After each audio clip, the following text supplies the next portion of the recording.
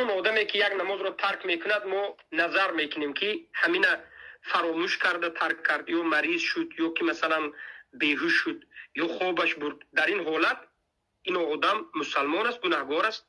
اگر بی اهمیتی کرده باشد، به این معنا که بی اهمیتی به این معنا نه که مقصد تازه از این چیز دست کشیده باشد، نه، مقصد فراموش کردن این اون باشد. در این حالت البته که نمازش گشته میخونه. این حتی علما گفتن که این گناهگار هم نمیگیم، زیرا که پیامبر صلی الله علیه و آله یک بار فراموش کردن، یک بار در خواب موندن. اما یک انسان بیدار است، همه در یادش وقتی نماز است، فراموش هم نکرد، نخوند، بی اهمیتی کرده، بی پروا نخوند، قصدن بدون عذر شرعی، به یک نماز کافر میشد. اعوذ بالله من ذلک. به یک نماز انسان کافر میشد.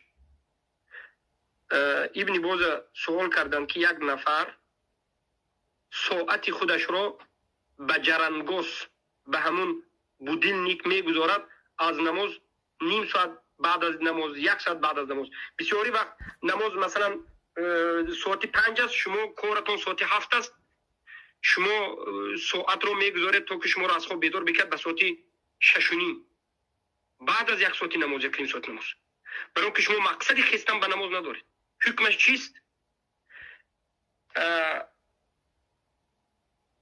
ابن باز گفتن که این چنین آدم کافر است، زیرا که قصد خواندن نماز ندارد، قصد ترک نماز دارد.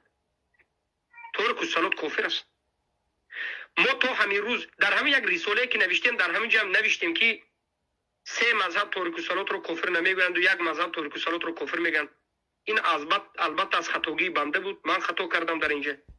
برای چی؟ برای که تا همون روزی که در نزد علما خوندیم، همه علما همین خیلی میگفتن. در کتاب‌ها اکثرش کتاب‌های معاصر همین است.